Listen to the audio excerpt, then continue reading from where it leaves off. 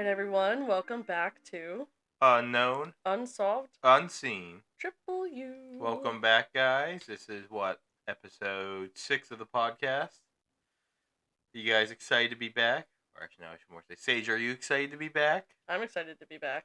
Hell yeah. I'm excited about this episode. What do you got in store for us today, Sage?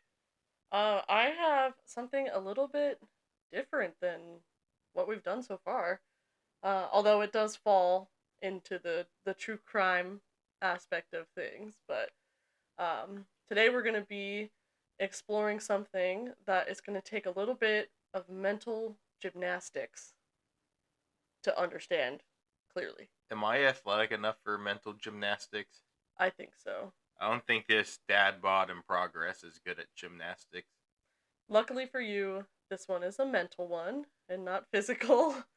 Ah, lucky me. Yes, lucky you. Lucky me as well, because I wouldn't want to be doing.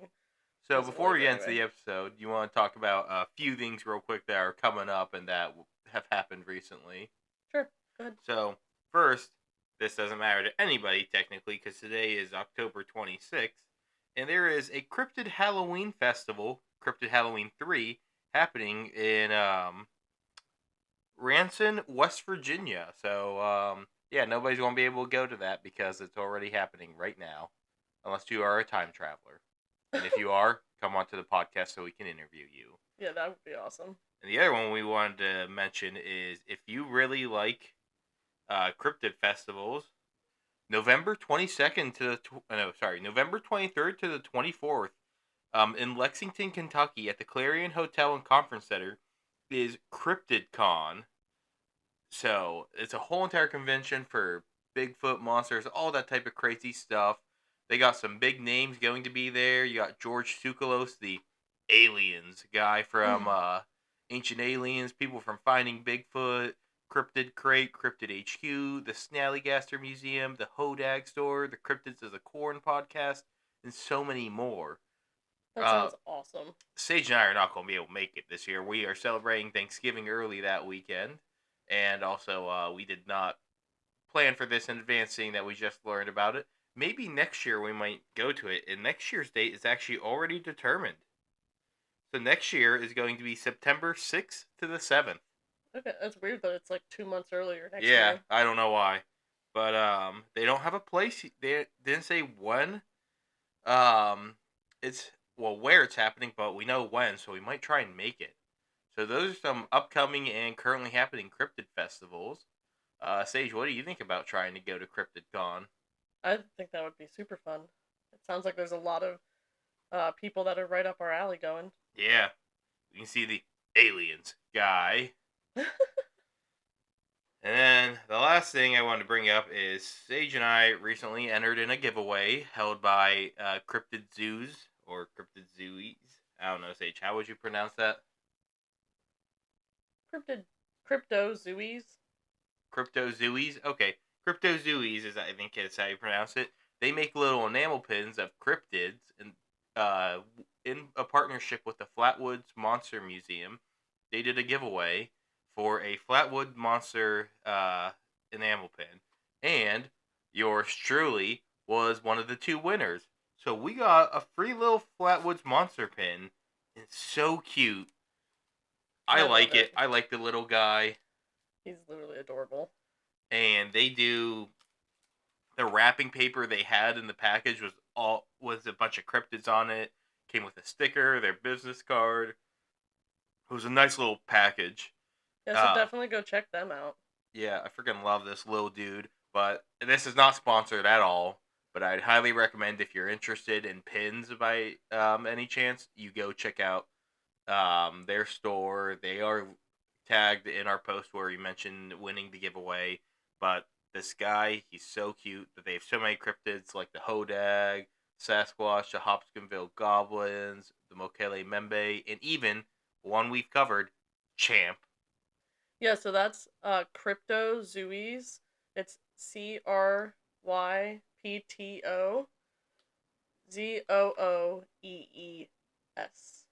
Z. Z. It's Z at the end, not S. Yeah, they're on Facebook, Instagram, TikTok, Pinterest, and Reddit. I don't have the card in front of me. Frank does, so I was trying to go off memory. Hey, you were close, but I would highly recommend checking them out if you like enamel pins and if you like cryptids. So that's all I had for the beginning of this episode. Sage, I'll let you take it away and tell us about this. Oh, I was about to say this wonderful murder, but I don't think murder mysteries are wonderful. So let's take away with this grim and spooky murder mystery. All right. So I'm going to set the scene a little bit. On Halloween night in 1981, around 7:40 p.m., neighbors in New York entered the apartment of Ronald Sisman, a 39-year-old freelance photographer. What they would find would likely haunt them for the rest of their lives. Entering through the unlocked front door, they would come across a violent scene of blood splattered across the walls and complete chaos around the apartment. It was torn apart, indicating that someone or something was clearly in a frenzy looking for something. It was quickly clear to them that something was very wrong. And as they continued through, they would unfortunately come across the bodies of the apartment owner, Ronald Sisman, and 20-year-old Elizabeth Platzman. Both victims were severely beaten and bloodied before each were shot point blank range at the back of the head. Missing from the scene was Sisman's 25 caliber pistol that is speculated to be the murder weapon. The neighbors called the police, who canvassed the apartment and reported that all forms of the identification were removed from the bodies. Was this an attempt to limit the police's searching power, to put them on a different lead, or was it to prove to someone else that the killers had killed the right person? That's creepy. And you said Definitely. this is Halloween night? This Halloween night, 1981. Wow. Yeah, What a night for this to happen. I know. Before we jump into the theories, though, I did want to take a few minutes to talk about Elizabeth Liz Platzman, because according to many sources, she was unfortunately in the wrong place at the wrong time. Liz was born on August 4th, 1961, and grew up with her parents and her sister at their historic home in Roslyn, Long Island. Her hometown was very, quote, well to do, as was her family, and so she grew up with the finest luxuries and attended the best private schools. She reportedly attended the Friends Academy, which was an exclusive private school that catered to rich families and boasted the production of lawyers, doctors, and other prestigious professions. So, not the type of place I would have gone to or you would have gone to. No, We are trying to fortunately. do the prestigious job of podcasters, but I doubt that place pumps out podcasters. Well, we have other jobs that I would say are pretty prestigious. We're I am not a doctors, but I am a purchaser in a manufacturing plant. okay, I'm a therapist. Okay, yours is more prestigious than mine. Okay. Yours can fall under that. I can't. Okay. Well, sorry for your loss, I guess. Womp womp for me. So, Liz was remembered as an excellent student who excelled in the arts and theater courses.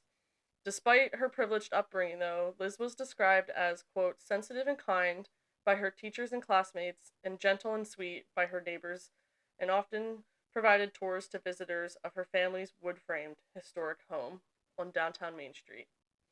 At the time of her death, Liz was attending Smith College in Northampton, Massachusetts, after graduating from Friends Academy in 1979. At Smith College, Liz would continue her excellency and was an honor student.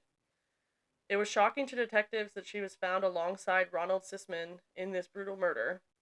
It would later be discovered that Liz was introduced to Sisman by her cousin, Hilary Sklar, whose husband Stuart was a partner in the business that Sisman ran. He had two of them. They were Photographs Inc. and Universal Poster Inc.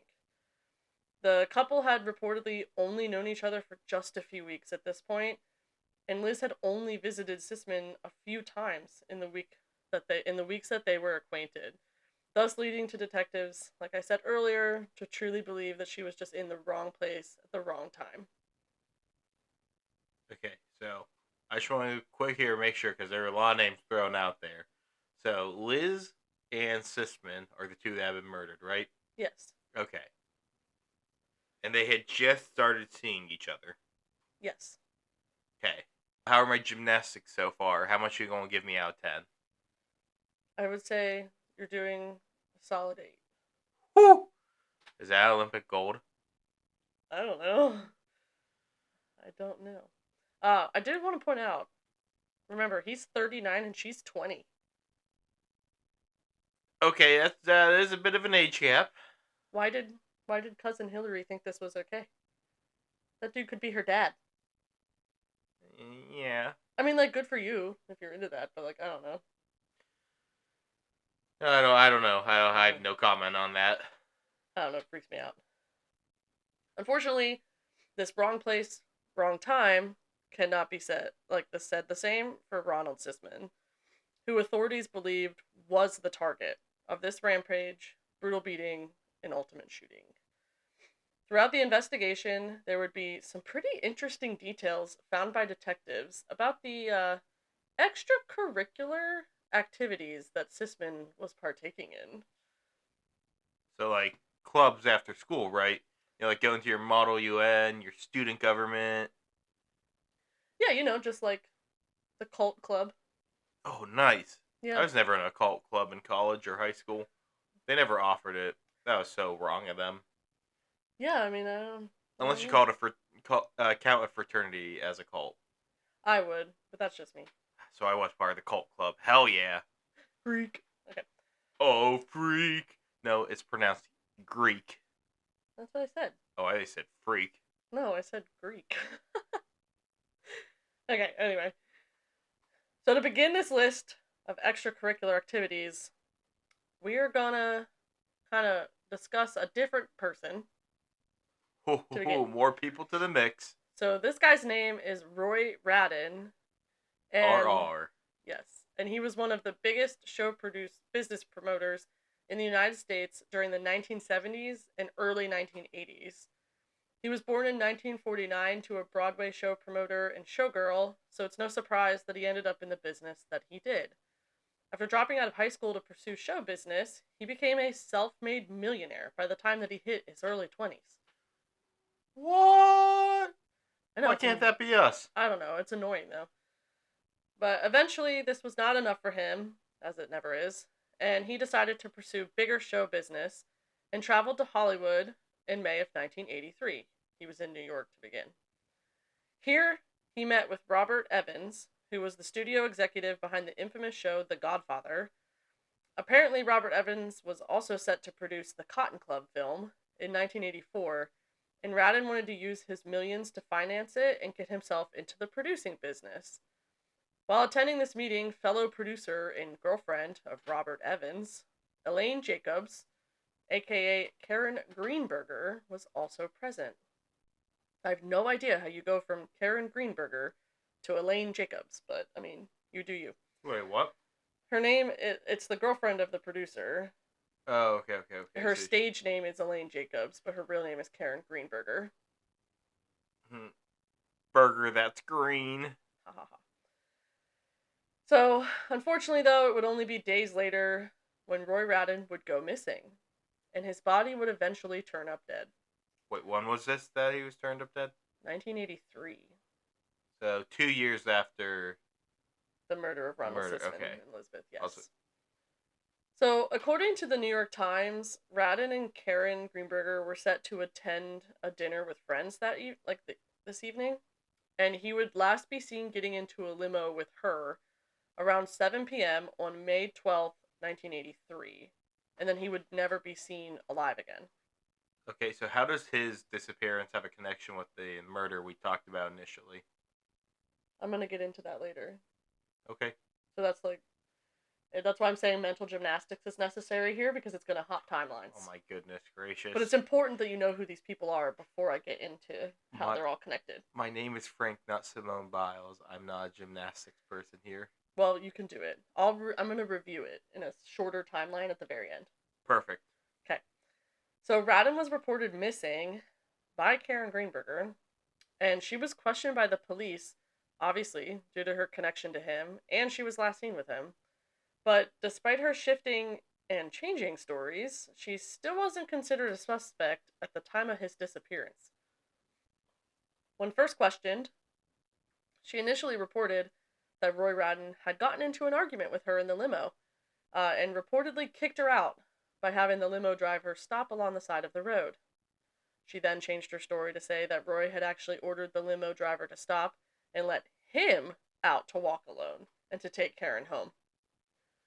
So even when Roy's body was found almost a month later, on June 10th, 1983, with a bullet wound to his head, laying in a creek bed approximately 60 miles from Los Angeles, she still was not considered a suspect.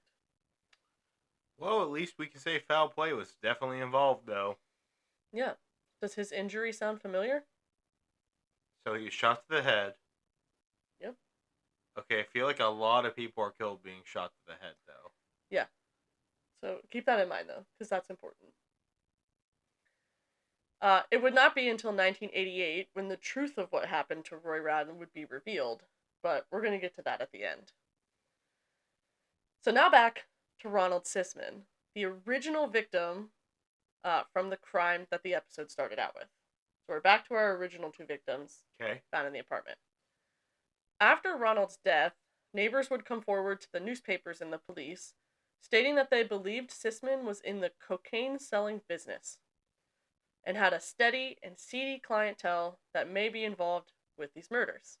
So not only is he a photographer, he may also be dealing cocaine. Well, that is quite the side hustle for a photographer. Yeah, I mean, I don't know like how much photographers made back then, but Look, this was before Breaking Bad, so he made the poor decision of going into cocaine instead of meth. okay. Um, so this would check since there was no forced entry into his apartment, suggesting that he likely knew the individual or individuals who would eventually be his killers. Or he just left the door unlocked. Or he did. That is a good point because this was like early 1980s, and I feel like at that time it was like a safer option to leave stuff unlocked. I have no idea what the 80s are like because I'm a 90s baby. Well, so am I, but I mean, even I feel like even in my like younger years, everything got left unlocked, and like now it's not that case anymore. Oh, yeah, fair enough. So I don't know, but that is a good point. But anyway, neighbors also reported that Sisman had been friendly with a certain Roy Radin, the millionaire producer. Is Killers are Roy still our unknown. boy here? Roy's our boy who was found in the creek bed with a gunshot wound to his head in 1983. So you might be asking, Sage, how do these two know each other? Sage, how do these two know each other? Well, let me tell you. Oh, I am steamed to hear this. Okay. I had to think of the right word. That's okay. I appreciate it. Before Roy traveled to Los Angeles to speak to that producer that ultimately led to, like, he died later, he had a 72-room mansion located in Long Island at the Hamptons named Ocean Castle. Wait, Roy did? Roy did. Damn, Roy is the boy. Yeah, that self-made millionaire, his money's getting him a 72-room mansion. You think we can rent out like 2 to 5 rooms just for ourselves? I don't know if we want to. Roy. Yeah, I don't know if we want to do that. The ghost of Roy the boy. I don't know. I want a mansion. The reason we may not want to do that is because he had a reputation for throwing extreme drug-filled sex parties with many guests, celebrities, and civilians alike. Well, as I said before, Roy was definitely the boy. I mean, if that's what you want to call him, sure. I'll take your word for it. So, again, how do these guys know each other? How does Sisman and Rad know each other? Well, unfortunately, in 1980, so a year before Sisman was murdered, and 3 years before Rad was murdered, an actress named Melanie Haller would speak out and state that she was drugged, brutally beaten, and raped at gunpoint at one of these parties by Radin after she refused to participate in one of the orgies that were taking place on the property. While Radin was never charged with the rape, he did receive a $1,000 fine and 3 years of probation for the illegal possession of a firearm. Okay, Roy is increasingly becoming not our boy. Yep. Melanie's date for the night, Robert McKeague IV, was also charged for the crime, but he pleaded guilty and was sentenced to prison. Ooh, they got somebody at least. I'll take that. Yeah, so strangely enough, Melanie also reported that this incident had been photographed and filmed. Who could have possibly done that? I wonder who. Is it our photographer slash possibly coke dealer? It would be, Ronald Sisman. That Ronald. So he really was into some nefarious shit. Did he you release these as evidence, or did he keep them to himself? These alleged pictures and videos. I will get to that actually later. I guess I'm asking the right questions, just not in You the are right asking order. the right questions. So before I answer the question you just asked, let me tell you how answers to these questions were acquired. Okay? All right. And this is where we get into the interesting connections and some pretty crazy conspiracies. That is what I am here for, and that is what this podcast is for. I just want everyone to know that I had so much fun researching this episode because it was like every other sentence of things that I was reading was just leading me down an even bigger rabbit hole to something else. And it was like so much. So I told Frank, like, we woke up this morning to record, and I was like, Frank, hurry up, I want to record, I'm excited. Well, yeah, she told me yesterday. We were originally supposed to record on Thursday, and she's like, I have everything ready. And then we were just exhausted from a long day, and she's like, let's record Saturday morning. And then she wakes me up Saturday, and it's like, I got even more information for the episode. I'm like, I thought you were ready Thursday. Well, I like realized that I had like a blank for something, and when I looked that up, it like led me into like way more stuff. Ooh wee, this is going to be quite the dive, I think. It will be. And the listener, you're probably in for a long episode. I don't know what the timestamp on this is, but we're definitely going to be at this for a while, I think. Yeah, probably at least a little bit longer. All right.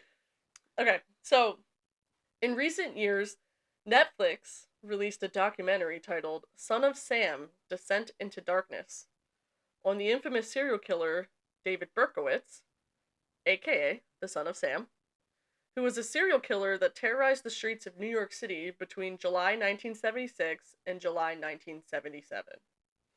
So Sam the man? Sam is not the man. He was responsible Noted. yeah, definitely noted. He was responsible for the deaths of 6 people with a 44 caliber gun. Also, I don't know if I'm saying that right, but like that's how I read it. And he attempted to murder a woman by stabbing her as well. So he would go on to claim then that his neighbor, Sam Carr's Labrador Retriever, was responsible for giving him the direction of killing his victims, aka the Son of Sam. Listen, we have been considering pets to be kids since the 1970s. So Sam literally birthed that dog. What? Sam is the dog. Sam is the owner of the dog, right? Yeah. If you're son of Sam, that means you birthed him. Oh, birthed. I thought you said burnt. No, And I was he like, he's not a birthed hot him. dog. Nope. He. But yeah, so like, you know how everybody's always like, oh my god, your pets cannot be your kids. Stop treating them like your kids. We've been doing that since the 1970s.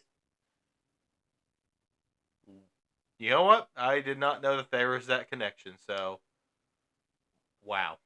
Yeah. Yeah.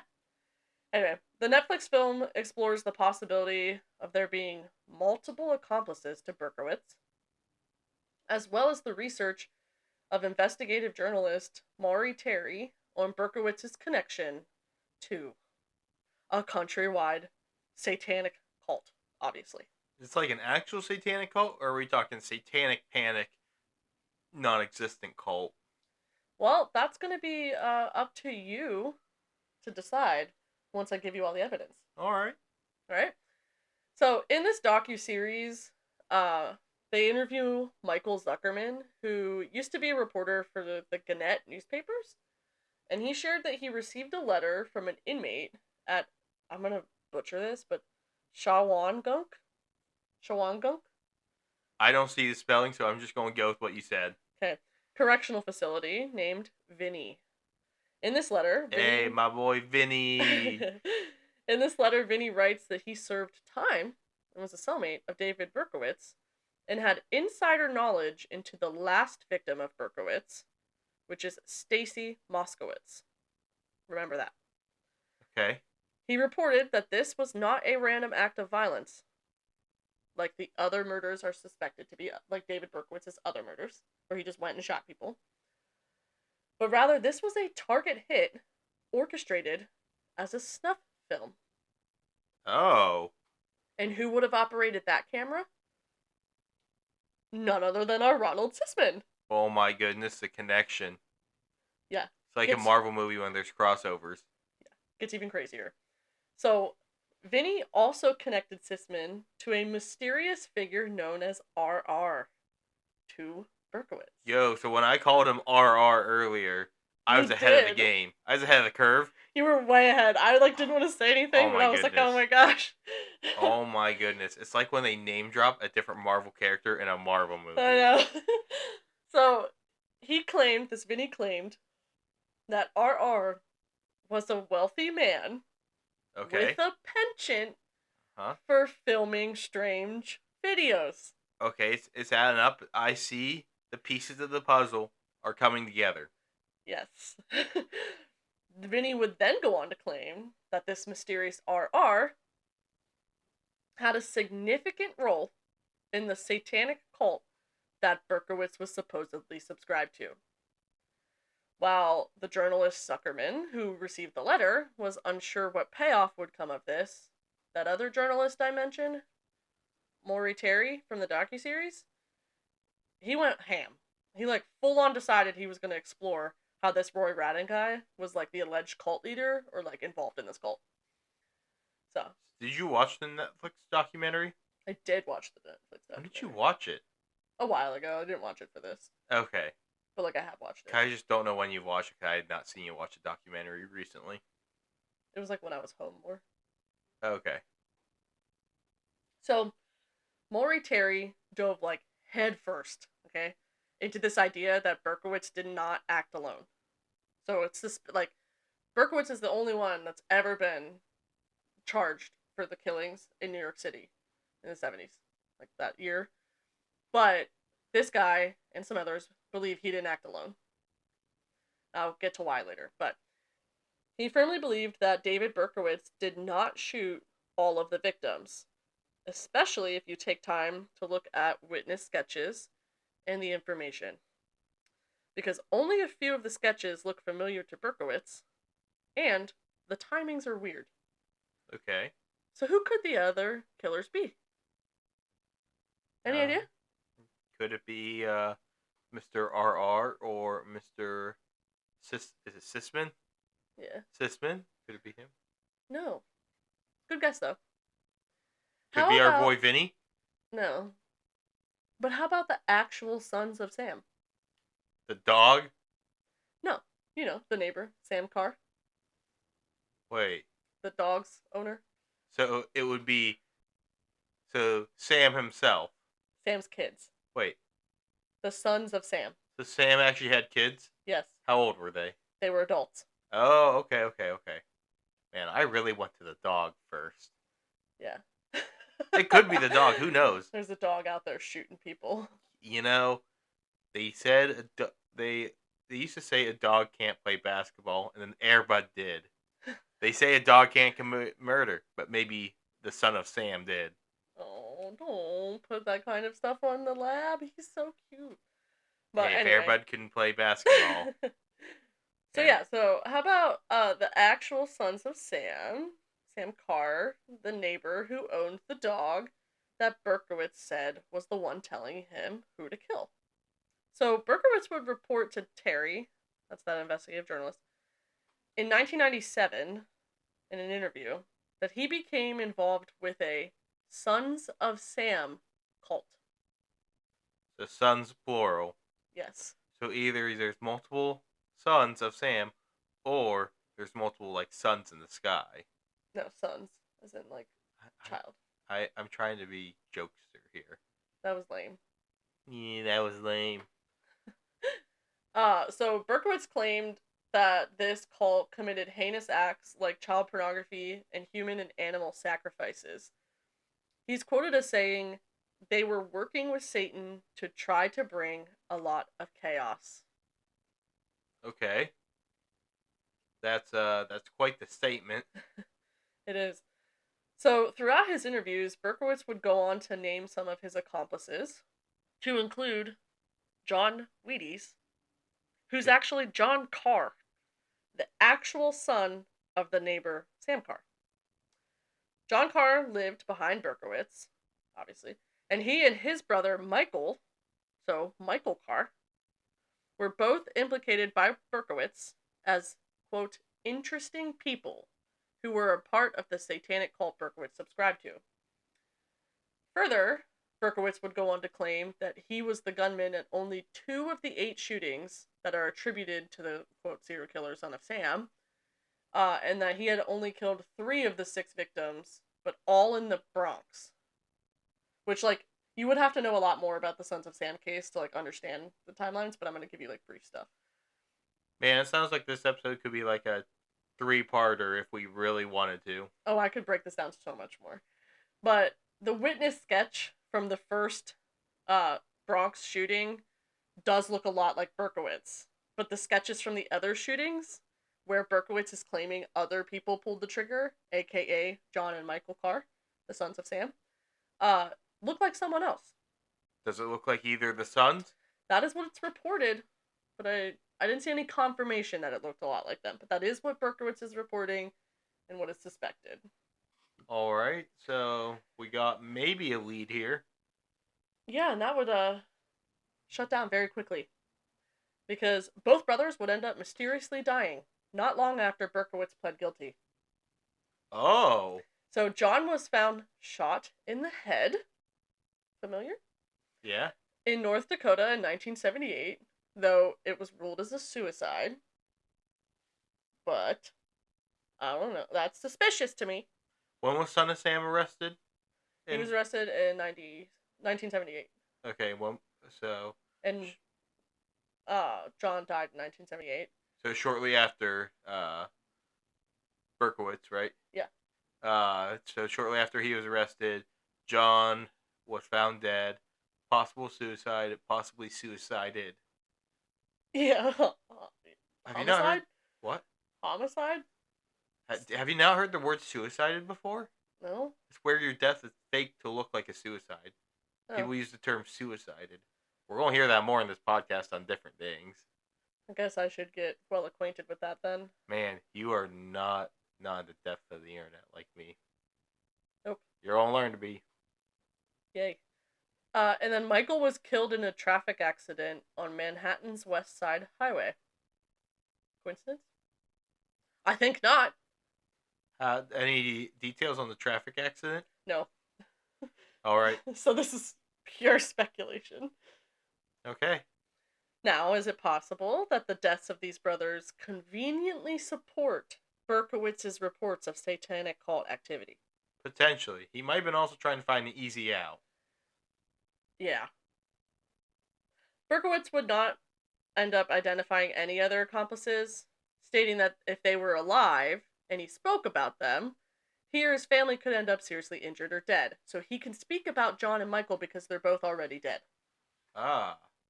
But he didn't want to name anyone else because all those people were still alive. Pretty good covers if you're lying, I have to admit. You know, you can kind of get away with saying whatever at that point. Yeah, not entirely implausible, though, because Berkowitz's throat was slashed in 1979 by another inmate. He lived, though, obviously, because he did an interview in 1997. Okay. So, it's not outside the realm of possibilities that he could get hurt if he started speaking out. You know, if you really want to put these pieces together, you can definitely get something like that. Yeah. So Terry, that investigative journalist, would then go farther by going back and investigating Roy Radden's crime scene. The guy who was shot in the head and left in a creek. Okay. Well, Terry reports that a Bible was found beside Roy at the crime scene that he believes was purposefully left open to a page with the passage. And behold, joy and gladness, slaying oxen, and killing sheep, eating flesh and drinking wine. Let us eat and drink, for tomorrow we shall die. Okay, can I put a possible counter statement to this? Of course. If you're on the side of the road in a ditch, right? Yeah. And you open a Bible page, I feel like cars driving along the wind would probably blow the pages. It could. Unless you have something propping it open. So I feel like that is the Bible being there might not be a coincidence, but the page being open to might be a coincidence. I did read in one source that Terry says it was purposely left open to that page. Okay, I would like to know how they knew it was purposely open, but I know you don't have that information. Yeah. But you see why I would want that information, right? Yeah. Definitely. See, I'm asking the good questions. You are asking a My good question. brain is big. I also think it's interesting because is there not a lot of passages like on if you opened up a page of the Bible left and right side, like would there not be a lot of writing? There's So a lot of writing in the Bible. It depends on the copy of the Bible you get, but typically there's a lot of writing. that's what I'm saying. Like so he read those pages and like picked out this specific passage. Yeah. So like cuz I didn't read anything about I whether or not think it was like highlighted or whatever. if I'm using the term right, confirmation bias. Yeah. I think that this might be some confirmation bias here about the words in it. The Bible being there is a different aspect of this. Do we feel like it's possible that like Bibles just be laying on the side of the road? I mean, they can. I don't know what littering was like back then. I don't see Bibles on the side of the road nowadays. True. I don't know. I'm just trying to think of like How ways. close was it to the body? That I did not know. All I know is that it was right next to it. And remember, he's looking at this from what I understand to be like crime scene photographs. Okay. So crime scene photographs it might be part of the crime scene. He's also definitely looking for stuff to support his opinion. But I would probably, I wouldn't discredit what he said he saw there. Yeah. Additionally, a confidential informant called the police with a bizarre tale about the Sisman Platzman murders being predicted by none other than David Berkowitz. I Oh? could not find out whether this was the Vinny guy from earlier or not. I would suspect that it was because he talked about the same thing. So unless David Berkowitz is like going around talking to every cellmate, every yard mate, or whatever, like about all these murders that he committed and his cult is committing, I would suspect that it was Vinny, the guy who wrote the letter originally to the investigative journalists. Okay. Anywho, the informant told the police that a couple of weeks before Sisman and Platzman would be brutally murdered, that's our two found on Halloween night, Berkowitz told this informant that his cult was going to torture and perform a ritual killing on Halloween Day. So wait, say that one more time? So, and the informant, who I suspect is Vinny, told the police that a couple weeks before Sisman and Platzman would be brutally murdered, Son of Sam killer, David Berkowitz, told this informant that his cult, the Sons of Sam, was going to torture and perform a ritual killing on Halloween Day. So did the informant information get to the police after the murders? Yes. Okay. Which means, like, that adds speculation to whether or not this is true. Yeah, so that's word of mouth. Yeah. After the matter. Definitely. So, the informant reports that Berkowitz described it as a photographer's residence near Greenwich Village.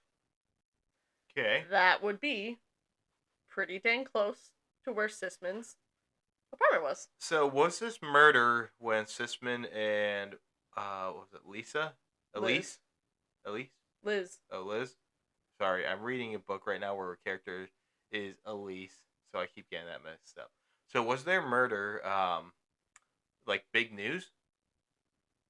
Relatively speaking. Okay, so he might have like, heard New it York. and then, Yeah. After Berkowitz then told this informant, and the informant then tells the police, that after the ritual, the cult members would kill those in the apartment and then clean the residence of any incriminating evidence that could lead the police to the cult. When you said at first you said clean, I'm like, from what you said, that place was not clean, but incriminating evidence was clean. That's my understanding. It was chaos, but it was clean.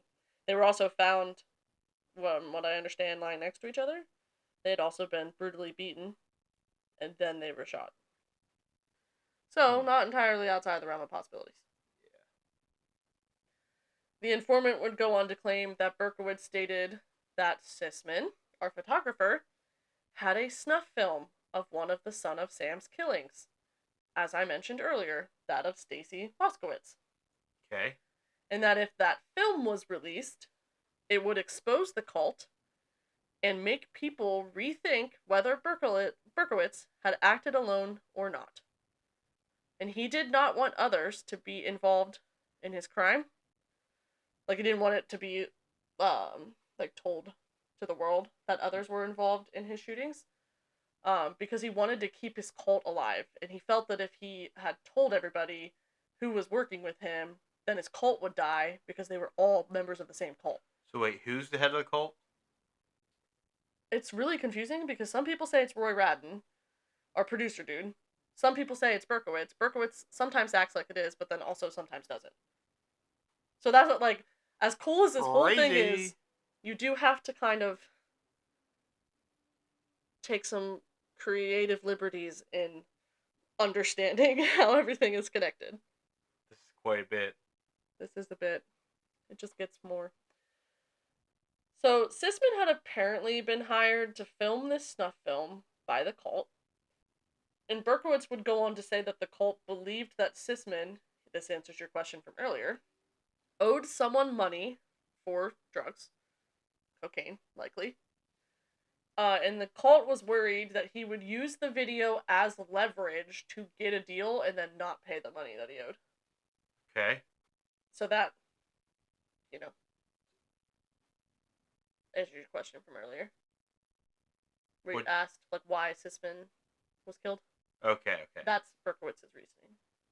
Because he owed money and was going to threaten releasing the film. Yep. Alright. I'm starting to put the pieces together. Yep. The cult theory may also be supported by the fact that all of the identification was taken from Sisman and Platzman, which is apparently, from what I understand and what I read, common in cult killings because it were, hitman killings. It proves to, like, the person who ordered the hit that the killers got the right people. Remember earlier how I was saying, like, why did they take the identification? It could be this reason. Okay. I do want to make it known that those closest to Sisman do not believe that he was involved in a cult or that he had ever even met David Berkowitz. I just want to make that known because it felt necessary to do so. And I also want to reiterate again that it does not seem or appear that Liz Platzman, the other murder victim, was involved in any of these activities and just truly happened to be in the wrong place at the wrong time. Which is just devastating. That's sad. Yeah. So, before I let you get to your final thoughts, I'm going to briefly report the timeline again. So, if you recall from the dates I provided, characters like Roy Rodden and Son of Sam weren't coming into play until after the death of Ronald Sisman and Elizabeth Platzman. Okay. Alright, so to review. 1977, David Berkowitz had just finished a year-long killing spree. He's the Son of Sam killer. He's arrested and sentenced to 365 years in prison at his sentencing hearing in May of 1978. So, serial killers caught. Between 1977 and 1978, brothers John and Michael Carr, the sons of Sam Carr, both lose their lives in either tragic ways, completion of suicide. We don't know. These are the individuals that Berkowitz later states assisted him in the killings. Okay. And again, they're dead, so he can talk about them. 1979, Berkowitz's throat is cut while he's in prison. Not a lot of information on that, other than that he survived. Could it have been connected? Maybe. He seems to not be able to keep his mouth shut, and he'd be going around telling his inmates shit that's going on, and so it wouldn't surprise me if someone got fed up. So, that happens. 1980, actress Melanie Haller reports that she was drugged, beaten, and raped at Roy Radden's mansion, that 72-room mansion in the Hamptons. And she reports that this was filmed and photographed by Ronald Sisman, our Halloween night murder. In September of 1981, Berkowitz tells cellmate Vinny that his cult is going to perform a satanic ritual on Halloween night. Halloween night in 1981, so just a couple weeks later, Sisman and Platzman are found with gunshot wounds to the head in Sisman's apartment. All identification gone. They'd been brutally beaten. Apartment's in chaos. Sisman likely knew the people who killed him, or he left his door unlocked, as we mentioned earlier. Yep. 1983, Roy Radden's body is found in a creek with a gunshot wound to the head. Mid-1980s, reporter and investigative journalist Mark Zuckerman and Maury Taylor receive letters from cellmate of Berkowitz, Vinny, referencing Berkowitz's prediction of the murder on Halloween night, and that individual with the nickname of RR. Terry would connect those initials to Roy Radden, the guy found dead in 1983 in the creek. Okay? Okay. Then finally, in 1997, Berkowitz sits down with Maury Taylor, the investigative journalist, and confirms the stories of satanic activities, but would not elaborate more than what we've already talked about. Rewind real quick. So who mentioned RR? Vinny, the cellmate. Okay. Who's saying that David Berkowitz, told him about RR. Okay. Sorry. Still doing my mental gymnastics. I know, it takes a lot. That's why I figured that I would write out a easier timeline. I think that, okay. So what's next on timeline, or is that all? That's all for now. So Frank, give me what your thoughts are before I bring this whole thing to a close. Oh man, this was quite the thing. So the Vinny implicating RR, which is interesting. Yeah, how do you come up with if he was lying about what Berkowitz was saying, how do you just come up with those two initials? I feel like a prisoner might not have all the means to get all the news to make all the connections. So what side are you on? That Vinny is telling the truth about what Berkowitz told him, or he's making it all up? On the one about the prediction of the murders, I don't know. But this other one about RR does sound kind of compelling. And do we have confirmation that Vinny was his cellmate? Not that I found. I'm sure that if I looked harder, I probably could. I would have thought Berkowitz would be the type of person you put in a cell on his own, but I don't know how that prison works. Some prisons, overcrowd, some don't. Yeah, it would depend on his behavior, while he's in prison. I think whether or not he would be in solitary confinement. I think there might be a connection here. I think the Sons of Sam dying of questionable circumstances after Berkowitz was arrested is quite telling. RR connection is quite interesting as well. Now, do we know why Roy might have been killed? I will get to that. So, I'm just going to give my unified theory here, or what I think may have happened. So, I'm going to like the idea that there's a bigger cult at play here. There's a bunch of connections. It could be just because that's why I'm being presented, it seems plausible, but it just seems plausible that the Sons of Sam was mentioned. So I'm thinking Berkowitz acted with others, and that Sisman, RR, and both the Sons are connected, and that to cover up any potential loose threads when Berkowitz was arrested, that at least the one was suicided and gotten rid of. Now, do we know he was in North Dakota when he died? Do we know if he was definitively in New York whenever Berkowitz was on his killing spree? I mean, I don't know if I read anything that was like absolutely definitive, but that's where he lived. In North Dakota? No, Or he lived in New York at the time. Like he was okay, so he his did. dad. From what like it's a little bit confusing, and that's why again you have to take some creative liberties. But I believe he lived with his dad, like the one that had the dog. Okay. So I think they were somehow involved and got silenced after. Followed by over the years to possibly either close loose ends, because loose lips sink ships. Sisman and his girlfriend were killed, and I think his girlfriend. I don't think it was necessarily wrong place, wrong time, because this prediction that allegedly happened said it was going to be two people. So they probably wanted to kill her too to make sure that there was nobody close to him that could speak out or say something was weird. Are you Mm. looking to see about the insider statement? Yeah, I mean, I'm looking back to see if it did actually say. Yeah, go look at that real quick, Hold on. because I think if this alleged insider statement that may or may not be true, but if it's true, it does point to I believe if I was not mistaken from what you said, two people would be killed. So that confirms. It says the cult was going to torture and perform a brutal ritual killing on Halloween Day. Oh, but it didn't say how many. No, but I mean, ritual killing. Would you suspect that that is more than one? Okay, so never mind. I will take back that part. She might have been there wrong place, wrong time, but she probably would have been a target Why do you think that? because she's dating the guy they want to kill, and they want to make sure there's nobody questioning it, or they don't know what he may have told her.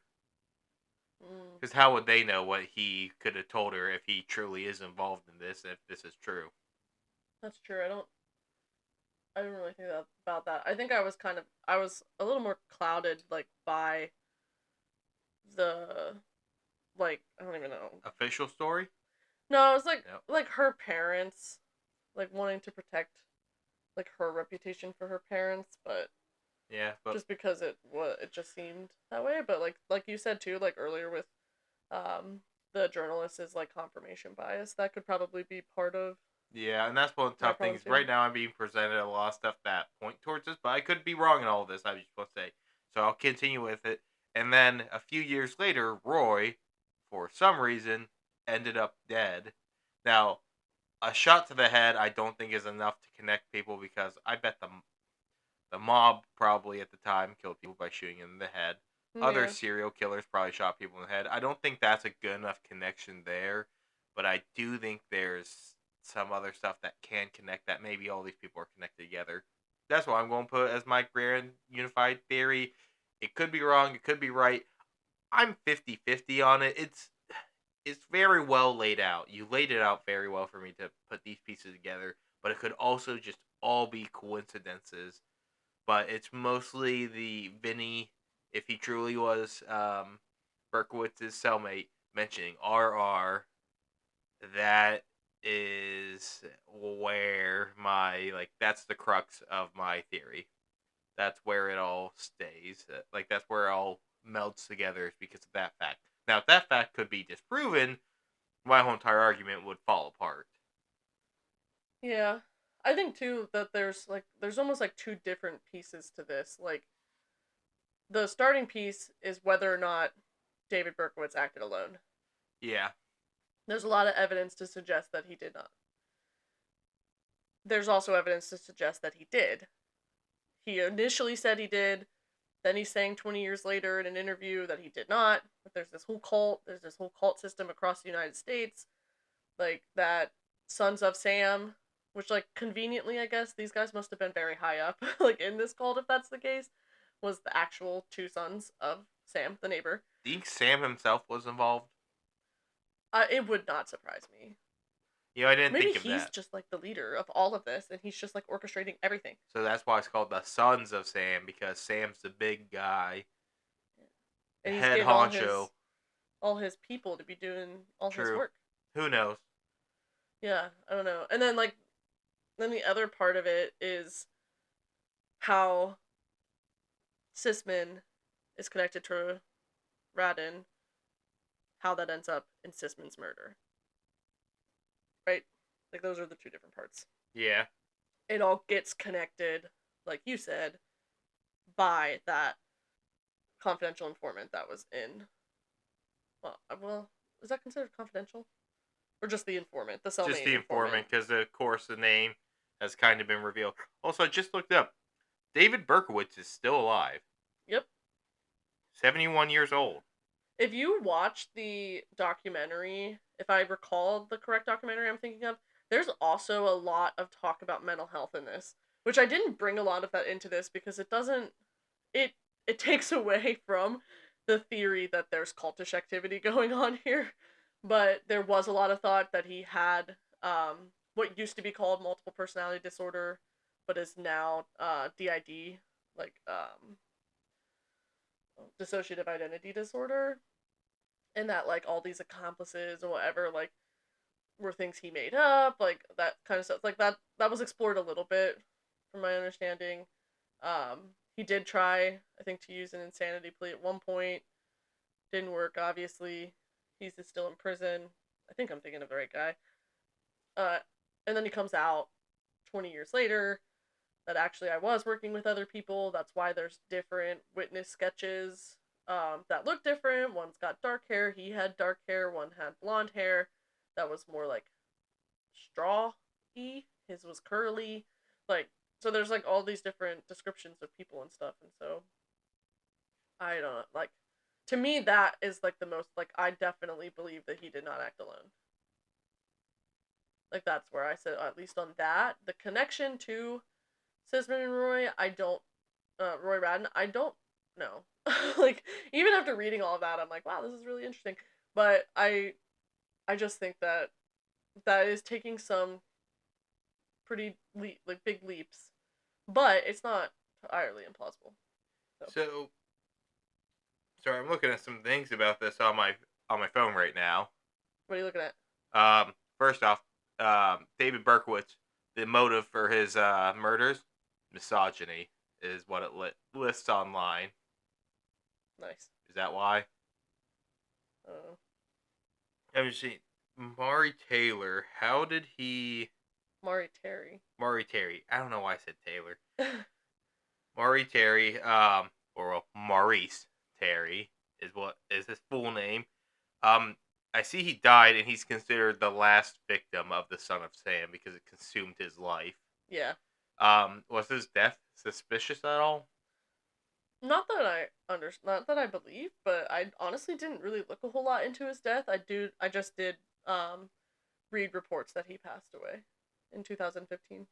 I did not see any reports though that he was the last victim of Son of Sam, but that makes a lot of sense. Brief illness, and he's Uh, born in 1986, so he died at the age of 69. So, okay, I was just trying to see if there are like people who question this got murdered or not. hmm, I don't know. Short So, illness sounds suspicious. true. Is that poison? Is that Heart failure. what made his heart fail? Hmm. He had deteriorating heart as he continued his investigating. I wonder if that was like from the Distress? stress of investigating. Could be. Do you remember? Oh, what's the documentary? All right, so we took a little pause there to figure out what it was that I was thinking of, and I was thinking of Chase. Oh my God, I'd already got it. I'll Be Gone in the Dark Yes. by Michelle McNamara. Um, it's a book. If you're interested in the true crime stuff, it's about how this investigative journalist. She was like a crime junkie, basically. Um, and she had a blog where she investigated the Golden State Killer, and she she did this for a very long time, and unfortunately, because of the stress and the upset, like how upset the murders that and rapes and things that he committed made her, she got into drugs and she ended up dying. And so she is another journalist that they attribute to being like the last death of a killer. Okay.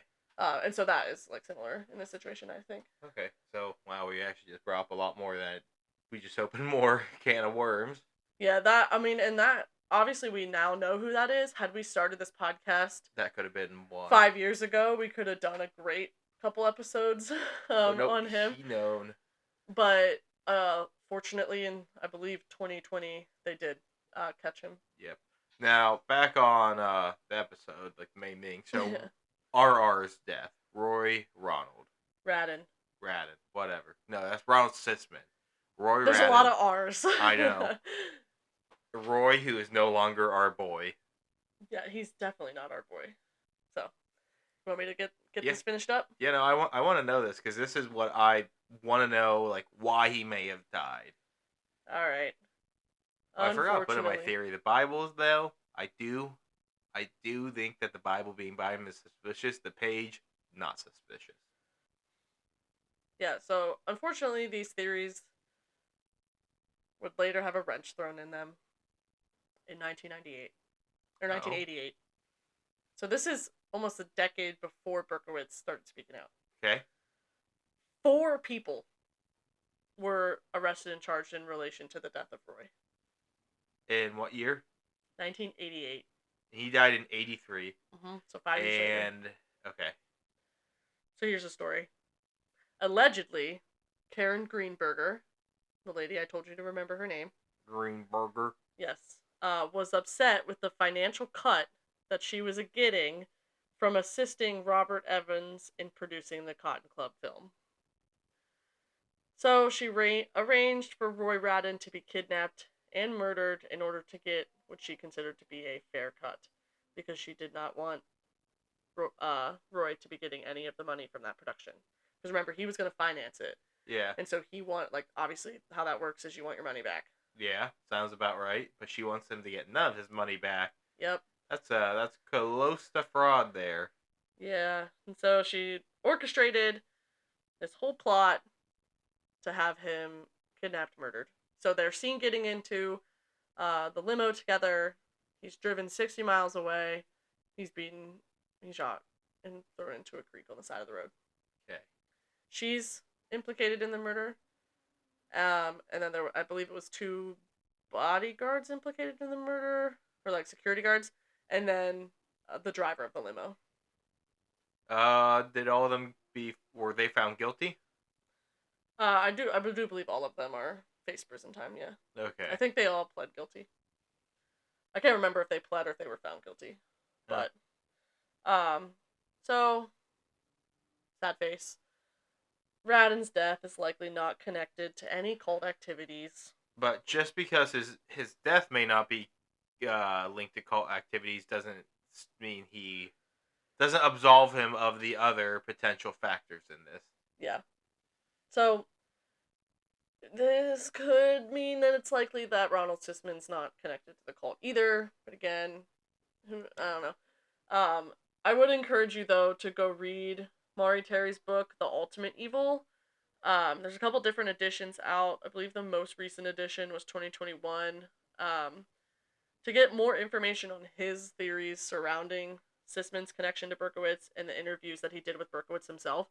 And then NBC did a really great, they broke down parts of Terry's book into quotes that Berkowitz said. So it was very interesting. Definitely go read that. And I urge you to do that because despite the belief that none of this is connected to Roy, in his death, because they found the individuals that are responsible for his death, I do want to just remind you the timeline again, that Maury Terry went on to interview David Berkowitz in 1997.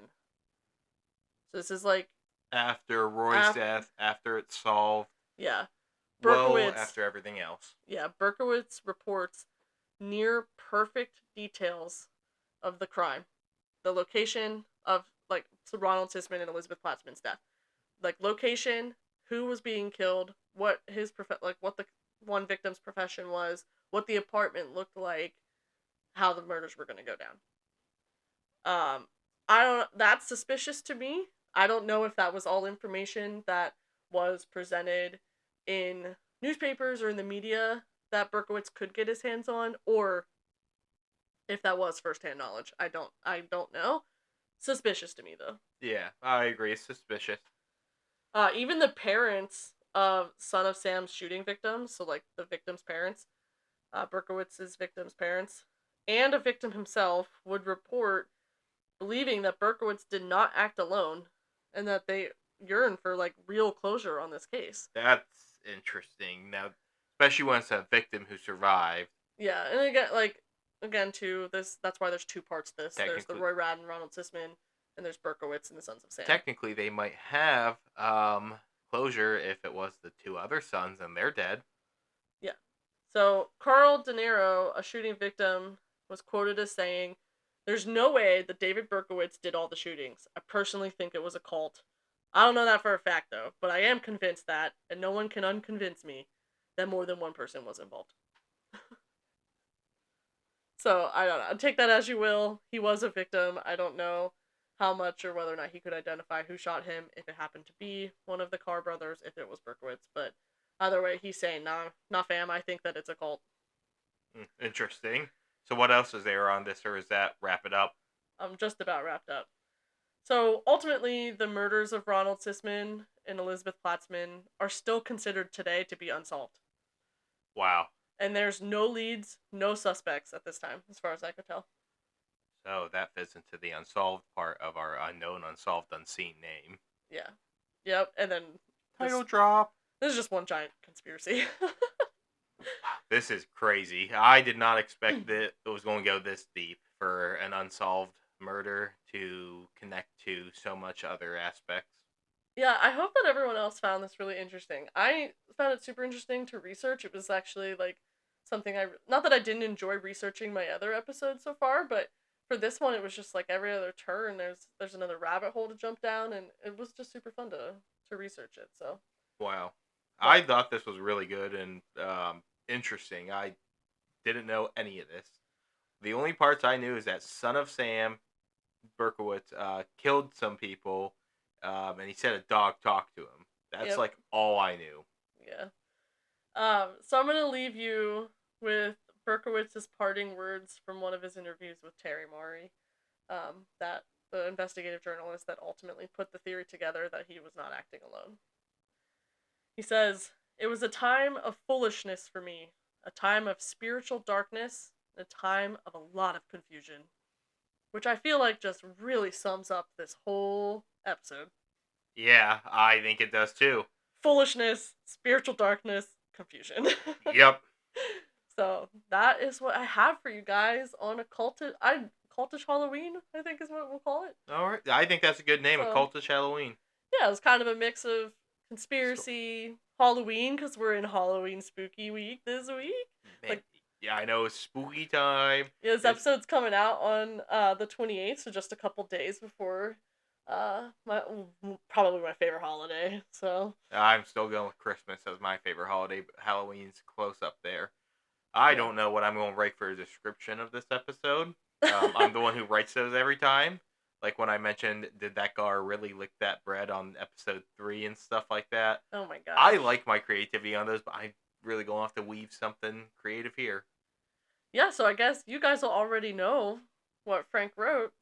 But it'll be a surprise to us when we go to upload Yep, the I'm episode. going to be scratching my noggin tomorrow. Yeah. So where can they find us, Frank?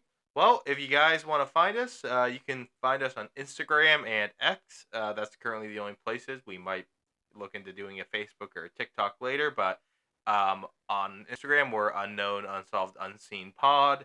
And on X, we are at UUU Pod.